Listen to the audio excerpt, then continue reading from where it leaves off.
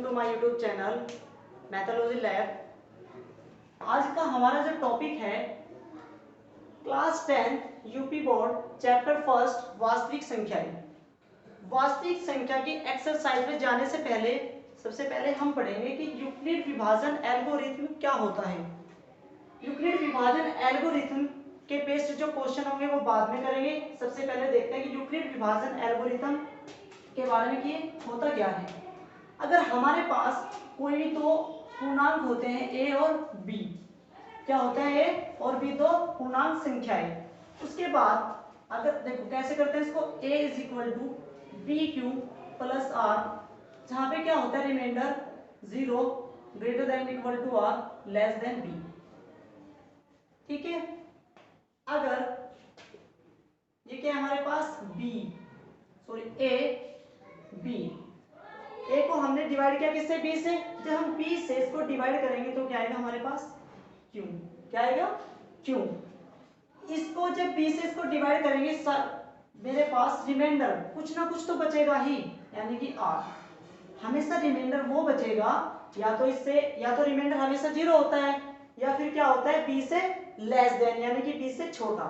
जैसे मैं कहता हूं तुम्हें 2 को 7 करो डिवाइड, 2 किया 6, रिमाइंडर कितना 1। यही बात मैंने बोली थी आपसे कि जो a है अगर इससे हम इसको डिवाइड करते हैं तो जो रिमाइंडर आएगा या तो 0 आएगा या क्या आएगा लेस देन b, यानी कि 2 से देखो कम है ना यहाँ पे। और a is equal to B Q plus R, remainder 0 से लगा के एंड सो ऑन कुछ भी हो सकता है जहां पे remainder 0 less than equal to greater than equal to 0 and less than b, हमेशा b से छोटा होगा। आपने a is equal to B Q plus R ऐसे पढ़ा होगा, देखिए इसकी मल्टीप्लाई इससे करेंगे 2 मल्टीप्लाई 3 कितना आया 6, फिर आप क्या करते थे रिमाइंडर को ऐड करते थे तो कितना आया 7। ये हमारा हो गया ना सेटिस्फाई। तो ये होता है हमारा यूक्लिड विभाजन एल्गोरिथम। सबसे पहले हम जब इसके क्वेश्चन करेंगे उसको कैसे चेक करेंगे, पहले हम देखेंगे कि भाई a और b जो भी वैल्यूज हमें दी हुई है क्वेश्चन में कि बड़ा कौन सा है। जो हमारी b की वैल्यू होगी वो बड़ी वैल्यू b की होगी और छोटी वैल्यू हमेशा a की होगी, और उस पे हम रिमाइंडर चेक करेंगे। ऐसे ही हम वन बाय क्वेश्चन करते चले। एक्सरसाइज 1.1 का क्वेश्चन है 135 और 235 का एचसीएफ निकालिए। किससे, इसमें बोला है कि डिवीजन एल्गोरिथम यानी कि विभाजन एल्गोरिथम से, यूक्लिड विभाजन एल्गोरिथम से इसका एचसीएफ निकालिए। तो जब हम इसको हल करेंगे सबसे पहले हमें चेक करना है कि बड़ी वैल्यू यानी बड़ा मान कौन सा है। मैंने कहा था आपको कि जो बड़ी वैल्यू होती है वो हमेशा किसकी होती है b, यानी b इज इक्वल टू कितना है 225 और a की वैल्यू कितनी है 135। सबसे पहले आप इस क्वेश्चन को ऐसे देखिए, 135 को आप डिवाइड करेंगे 225 से तो 135 बन जाए 135, 0 कैरी लेंगे 12, ये कितना होगा 90। उसके बाद जो हमारा रिमाइंडर आया है इससे इसको डिवाइड करेंगे, 90 कम 90, 5 4 45 दूनी 90।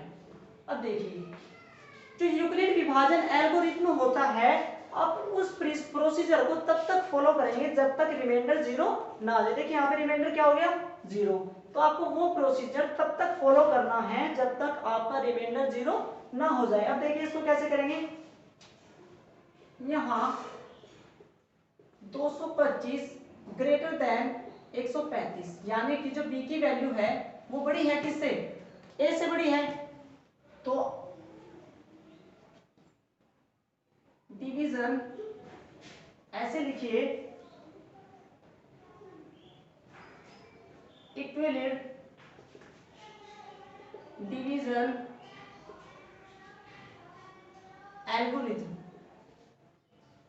ओके, यानी कि इक्विलिड विभाजन एल्गोरिथम 225। देखो होता क्या है हमारे पास, क्योंकि a is equal to B Q plus R ये होता है। तो ए की वैल्यू कितनी है हमारे पास 135। तो बड़ी वैल्यू क्या है हमारे पास बी क्यू, तो सबसे पहले लेंगे वो 225। चलो अब हमने इससे डिवाइड किया था 135 को कितनी बार, एक बार, तो मल्टीप्लाई 1। तो रिमाइंडर कितना है हमारा, जो भी रिमाइंडर आया है उसको क्या करेंगे, ऐड करेंगे, यानी कि प्लस करेंगे, क्योंकि हमारे पास क्या है प्लस आर। उसके बाद हमारे पास ये आया था 135 करने के बाद में 90 आया। तो इस रिमाइंडर को यहाँ पे 135 को यहाँ पे लाएंगे और क्या करेंगे, उसके बाद जो ये 90 है इससे इसको डिवाइड करेंगे। जैसे यहाँ पे किया था देखो, तो 90 बने 90 ही कम 90 प्लस रिमाइंडर जो है उसको ऐड करो, यानी कि प्लस करेंगे 45 को। उसके बाद जो यहाँ पे आया इसको फिर यहाँ पे रखेंगे और इससे इसको डिवाइड करेंगे, 45 दूनी 90। तो रिमाइंडर क्या आ गया यहाँ पे 0। तो यही बात हम यहाँ लिखेंगे, क्योंकि यहाँ पे जो शेषफल है कितना है, 0 है। अतः HCF 135 और 235 का जो HCF आया है, 0 किससे आया, मल्टीप्लाई करके 45 यानी 45 से। तो HCF कितना है हमारे पास 45। तो आपका एक क्वेश्चन हो गया कंप्लीट। देखिए अब क्वेश्चन नंबर फर्स्ट का पार्ट है नंबर सेकंड, 196 और 38,220 इसका निकालना है हमको HCF। तो सबसे पहले जो मैंने आपको मेथड बताया इससे चेक कर ले, इससे आपकी जो क्वेश्चन की मिस्टेक होने की पॉसिबिलिटीज होगी वो बहुत ही कम होगी, क्योंकि आपने 8, 7, 8, 9 क्लास में 7, 8 तक तो ये प्रोसीजर आपने फॉलो किया ही है। तो आप क्या काम करेंगे, सबसे पहले देखिए बड़ी वैल्यू कौन सी है, बड़ी वैल्यू ए वाली है, 38,220 और 196 छोटी वैल्यू है। तो इसको लिखना a is greater than b, ठीक है। तो 196 से इसको डिवाइड करोगे तो यहाँ तक चलाओगे, 196 कम 196 ये बच गया आपका, उतारा क्या हमने 2 यानी कि 2। उसके बाद 9 टाइम्स हमने अपना टेबल चलाया तो कितना है 980 आ गया, 5 टाइम्स चलाया तो ये आ गया। तो हमने देखा कि जो हमारा रिमाइंडर आया है वो क्या आ गया हमारा 0, ठीक है। जो हमें जिस बेस पे हमें क्वेश्चन करने हैं, जिस रूल से करने हैं वो ऐसे करने, सिर्फ आपको रफली जब भी आप एग्जाम करेंगे या कोई भी आप ऐसे उसको सोल्व करके देखेंगे पहले, सबसे पहले इससे आपकी क्या होगी, क्वेश्चन मिस्टेक होने की पॉसिबिलिटीज बहुत ही कम होगी। तो आप क्या करेंगे यहाँ पे डिवीजन एल्गोरिथम से करेंगे, division algorithm, equivalent division algorithm, ठीक है। तो 38,220 इज इक्वल टू कीजिए से डिवाइड 196 से, तो क्या था हमारा 195 और रिमाइंडर क्या आ गया 0, यानी कि तो एक लाइन में सोल्व हो गया पहले देखने से पहले। तो हम बोलेंगे यहाँ शेषफल 0 है, अतः HCF ऑफ 196 और 38,220 इज इक्वल टू क्या होगा, जिससे हमारा रिमाइंडर 0 हुआ जिसके टेबल से, तो कितना 196। तो ये हमारा क्या आंसर। तो क्वेश्चन नंबर फर्स्ट का सेकंड पार्ट भी हो गया कंप्लीट। अब पार्ट थर्ड है 867 और 225 का HCF निकालते हैं। सबसे पहले हम ये देखना है कि वैल्यू b की, जो बड़े वाली वैल्यू किसकी है, b की है, और छोटे वाली वैल्यू a की, सॉरी a की वैल्यू छोटे वाली है और b की वैल्यू बड़े वाली। उसके बाद चेंज हो गया ये b और ये a, ठीक है। अब हम क्या काम करेंगे, 225 से इसको डिवाइड करेंगे, करो 225 किया 675, इसको मैंने माइनस किया तो कितना आ गया 192। अब जो मेरा रिमाइंडर यहाँ पे बचा है इसको इससे मैं डिवाइड करूंगा रिमाइंडर से, 192 कम 192 कितना रिमाइंडर आया 33 यानी कि 33।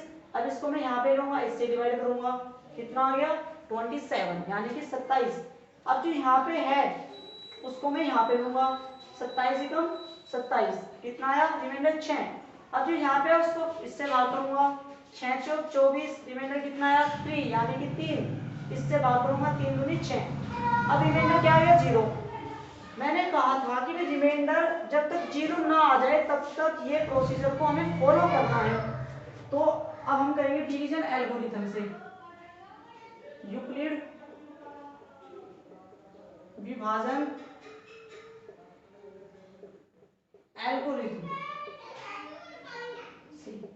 कीजिए। सबसे बड़ी संख्या p है तो p a is equal to P Q plus R होता है, सबसे बड़ी ये है 860, लिख लीजिए a is equal to B Q plus R होता है, ठीक है, इज इक्वल टू हमने 225 से इसको भाग किया कितनी बार 3 बार, प्लस रिमाइंडर कितना आया 192, कितना आया 192। देखिए a ये रहा यहाँ पे, b से हमने डिवाइड किया, और क्यों जो यहाँ पे आता है क्यों तो होता है हमारा, तो इंटू क्यू प्लस आर यानी कि रिमाइंडर कितना है 192। उसके बाद जो यहाँ पे है देखिए इसको यहाँ पे रखेंगे, ये b होगा। अब क्या करेंगे हम, जो हमारे पास रिमाइंडर था उससे डिवाइड करेंगे 192, 192 कम 192 यानी क्या है हमारा क्यों यहाँ पे 1, और रिमाइंडर कितना है 33, ठीक है। अब इसको यहाँ पे लेंगे 192 और रिमाइंडर जो आया उससे करेंगे 33, कितनी बार 6 बार, तो रिमाइंडर कितना आया देखिए 27 यानी कि 27। उसके बाद जो यहाँ पे है उसके, अब यहाँ पे 33 से हमने डिवाइड करना 27 इंटू 1 प्लस 6 आ गया हमारा। अब देखिए रिमाइंडर कितना है हमारे पास 6, तो इस 27 को यहाँ पे लेके आओ, 6 4 जा 24, रिमाइंडर कितना आया है 3, रिमाइंडर को ऐड करते हैं हमेशा, ऐड कर दीजिए। उसके बाद 6 को यहाँ पे लिखिए, 3 2 जा 6, तो रिमाइंडर कितना आ गया 0। मैंने कहा था जब तक रिमाइंडर यानी कि शेषफल 0 ना हो जाए तब तक इस प्रोसीजर को फॉलो करते रहे। तो यहाँ पे शेषफल क्या आ गया 0, यहाँ शेषफल 0 है, अतः HCF ऑफ 867 285 बराबर, देखो किससे आया 3 से, तो कितना आया HCF 3। तो ये क्वेश्चन फर्स्ट का थर्ड पार्ट भी हमारा कंप्लीट हो, क्वेश्चन फर्स्ट का फर्स्ट सेकंड और थर्ड तीनों पार्ट कंप्लीट हो गए।